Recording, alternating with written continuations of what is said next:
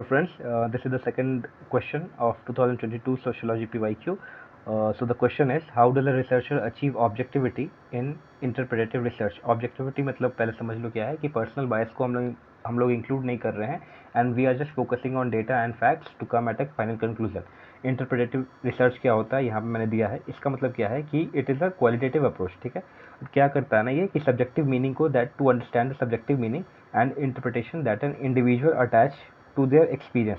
ठीक है, अब एक पर्टिकुलर इंडिविजुअल का क्या इमोशंस हो सकता है पर्टिकुलर इवेंट के लिए. अब मान के चलो कि ये मैं हूँ, ये आप हैं, और एक इवेंट हो रहा है, तो what you are relying on this event and how you are judging this event and how this person is judging this event. Both का एक्सपीरियंस अलग हो सकता है, बोथ के नेचर अलग हो सकते हैं. तो we are focusing on the experience what a person has gathered from his particular experience. तो ये होता है क्वालिटेटिव अप्रोच. ठीक है, अब अगर इसको करना है तो कैसे कर सकते हैं, इसके लिए बहुत कुछ हो सकता है कि आप इस पर्सन से जाके पूछोगे कि आपको पता चला कैसा रहा एक्सपीरियंस आपका, तो आप 1-to-1 जाके पता कर सकते हैं. ठीक है, आपको यानी उस जगह पे जाना होगा, उनसे बात करना होगा, उनसे इंटरेक्शन करना होगा, उनसे 1-to-1 बातें करनी होगी. अब मान के चलो कि क्वांटिटेटिव रिसर्च के बारे में बात कर लेते हैं, जहाँ पे क्या होता है ना कि आपने एक बुक पढ़ी. ठीक है, आपको कुछ इन्फॉर्मेशन पता चला, आपने उसको अपने अकॉर्डिंग उसको मोल्ड किया, लाइक विद द सिचुएशन आपने उसको चेंज किया और you just publish this thing. तो आप क्या होगा ना, एक कहा जाता है कंसेप्ट आर्म चेयर सोशोलॉजिस्ट, इसका यह भी होता है कि they just rely on the data already published. तो वो लोग ग्राउंड पे जाके काम नहीं कर रहे या वहाँ पे जाके इन्फॉर्मेशन गैदर नहीं कर रहे. तो ये हम लोग का हो गया क्वालिटेटिव अप्रोच. ऑब्जेक्टिविटी मैंने आपको बता दिया. अब नेक्स्ट देखते हैं क्या होता है. यहाँ पे क्या होता है ना कि what all the experience are attach with that person, वो हम लोग पर्सनल परसेप्शन और इंटरेक्शन के थ्रू ही पता कर सकते हैं. इंटरप्रेटिव रिसर्च के बारे में थोड़ा पता कर लेते हैं.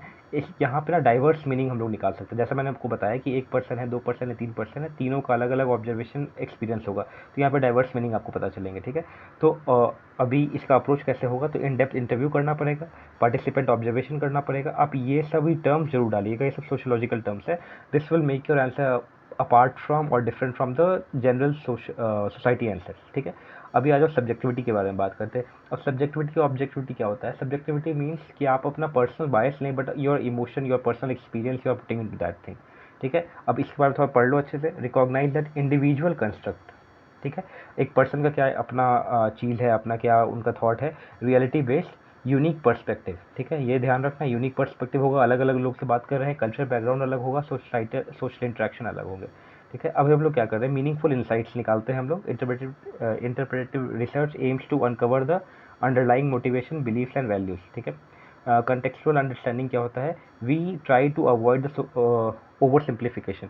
अब मान लो कि एक इवेंट है और इसका किसी ने लाइक कोई बुक लिखा है इसके बारे में, और उस पर हम लोग इन्फॉर्मेशन लेके कुछ अपना थॉट बना रहे हैं.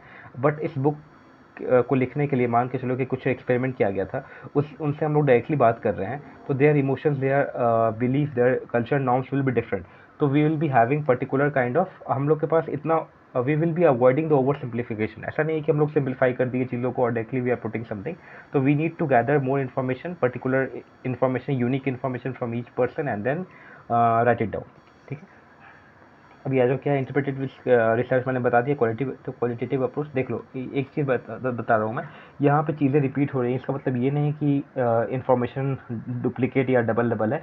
ये आपके रिवीजन के लिए है कि मल्टीपल टाइम आप अगर पढ़ोगे ना. हम लोगों ने क्या देख लिया इंटरप्रेटिव रिसर्च के बारे में, हम लोगों ने देखा ऑब्जेक्टिव, क्वालिटेटिव रिसर्च, उसके बाद हो जाएगा इन डेप्थ इंटरव्यू. ये सभी टॉपिक्स जो है ना आप जरूर लिखना, मतलब ये सब होगा रिवीजन का पर्पस है. ठीक, अभी आ जाओ, एक मैंने बॉक्स टाइप का बना दिया यहाँ पे कि कैसे कैसे ये इंपॉर्टेंट होता है. ठीक है, अब ये क्वेश्चन पूछा हुआ था यहाँ पे, जस्ट मिनट क्वेश्चन देख लेते हैं. पहले क्या था कि how does a researcher achieve objectivity in interpretive research.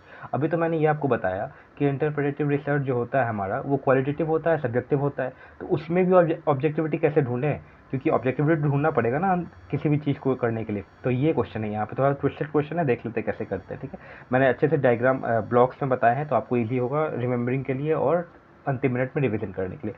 Achieving objectivity in interpretive research. तो पहला क्या हो जाएगा, रिफ्लेक्सिविटी. ये टर्म जरूर डाल देना.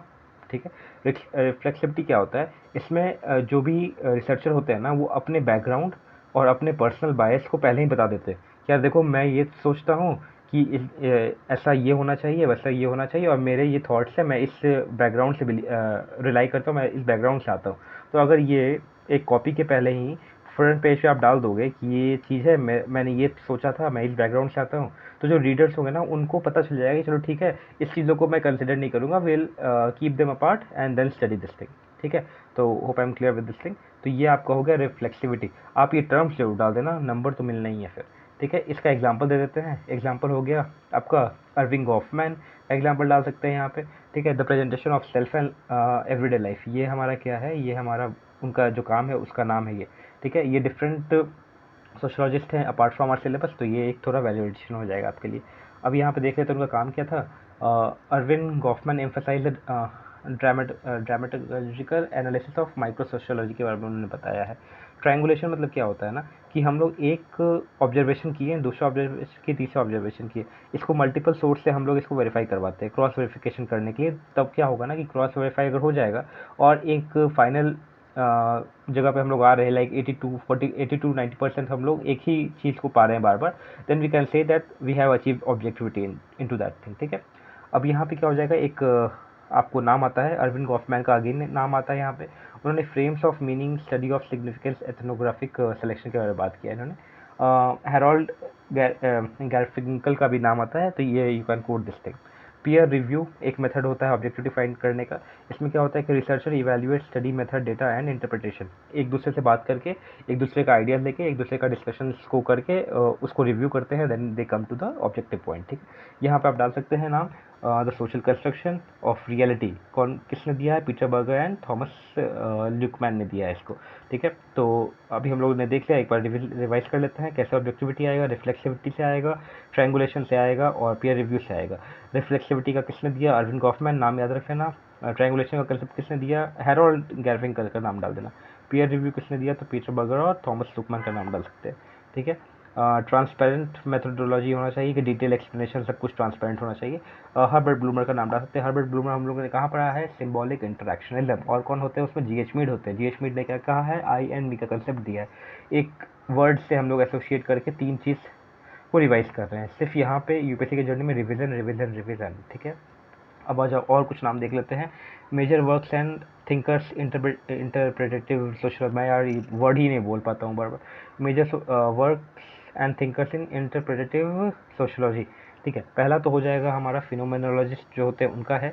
उनका क्या कहना है कि जो लिव्ड एक्सपीरियंस है ना, एक मान लो ये आदमी जो है ये 94 ईयर्स के हैं और ये आदमी जो है 15 ईयर्स का है, तो ये सोशोलॉजिस्ट जो होगा इसके पास भी जाएगा, इनके पास भी जाएगा, तो इनका जो एक्सपीरियंस होगा ना 94 ईयर्स का, उसको भी गैदर डाउन करेगा। ये पूछेगा कि यार आपके समय में कास्ट का क्या चल रहा था, कैसा था कास्ट, और इनके समय पूछेगा कास्ट का क्या इन्फॉर्मेशन था आपके बारे में।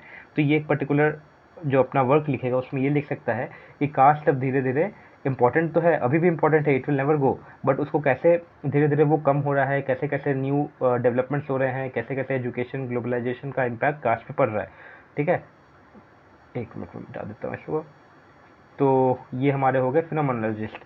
तो इनका काम क्या हुआ, आपको बताया ना मैंने कि इंटरप्रेटेटिव सोशियोलॉजी क्या होता है कि एक एक के पास जाके पूछने के लिए, तो यानी इनके पास भी गया था, इनके पास भी गया, तो पूछ लिया ना इनके पास जाकर, तो ये हो गया लिव्ड एक्सपीरियंस का फिनोमेनोलॉजिस्ट। तो वो एक वर्क लिख देना, the phenomenology of social world, किसने दिया, अल्फ्रेड स्कर्ज ने दिया है ये चीज़। ठीक है, अभी आ जाओ एथनो मेथोडोलॉजी के बारे में। दो टर्म है, दोनों इंटरप्रेटिव सोशियोलॉजी के बारे में बात किया उन्होंने। अब इनका कहना कि एवरीडे एक्सपीरियंस और एवरीडे इंटरेक्शन के बारे में ये लोग बात करते हैं, और इसका वर्क है स्टडीज इन एथोमेटोलॉजी बाई हेरोल्ड गारफिंकल का नाम है, यहाँ पे आ जाएगा। सिंबॉलिक इंटरेक्शनिज्म आप लोगों को मालूम है कि एक पर्सन है, दूसरे पर्सन है, इनका जो भी एक्शन होगा, how this person is taking this response. ठीक है, emphasize symbols, meaning and the role of interaction in shaping society. ठीक है, अब मान लो कि एक लड़का है और this is the girl of the same age, ये इनको हाई कर रहा है। ठीक है, और ये इनको hi as a friend accept कर रहे हैं, नो प्रॉब्लम, चलो ठीक है, हाई बोला नॉर्मल। अब एक और कोई यहाँ पे है, वो इसको एज अ गलत वे में ले रहे हैं कि no he is teaching me और समथिंग लाइक दैट। तो ये हो गया ना symbolic interaction, how it is shaping the society. ये धीरे धीरे पहले जो हाई बोलते थे ना 1990 समझ लो, तो वो थोड़ा इश्यूज हो जाता था, अभी के समय में नॉर्मल हो गया है वो। ठीक है, तो how this thing is getting changed, तो ये सिंबॉलिक इंटरेक्शनिज्म का इनका कहना है। ठीक है, अब आगे आ जाते हैं। इसमें आप एक नाम डाल देना शेल्डन स्ट्राइकर का, बहुत इंपॉर्टेंट नाम आ जाएगा और यूनिक नेम आ जाएगा, थोड़ा मार्क्स मिलने का चांस ज़्यादा बन जाता है। ठीक है, अभी आ जाते हैं आगे। In interpretive research achieving objectivity involves technique. Interpretive research में भी ऑब्जेक्टिविटी पाना है तो कुछ टेक्निक्स इन्वॉल्व होते हैं। क्या क्या होता है भाई? रिफ्लेक्सिविटी होता है, जो पहले आपको बता दिया गया है। रिफ्लेक्सिविटी मतलब क्या होता है कि ज़्यादा कि पूछना, बात करना, इंटरव्यू लेना, इस तरीक़े से। ठीक है, देखो यहाँ पे बता रहा हूँ मैं, कहाँ गया ये वाला, सॉरी। रिफ्लेक्सिविटी मतलब क्या होता है कि जाके बैकग्राउंड जो भी है ना अपना पहले ही बता देना। ठीक है, आप भी मेरे को करेक्ट किया करो भाई। कहाँ गया, इधर है।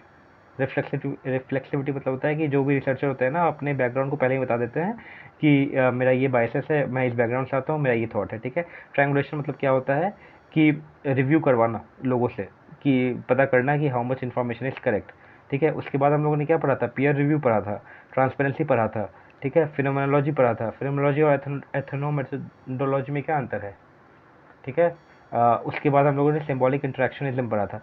फिनोमेनोलॉजी मतलब क्या होता है ना कि हम लोग बात करते हैं, जैसे यहाँ पे देख लो, ये है ना लिव्ड एक्सपीरियंस के बारे में बात करते हैं। बताया था ना 94 और 15 ईयर्स वाला जो एग्जांपल था वो फिनोमेनोलॉजी के अंदर आ जाएगा।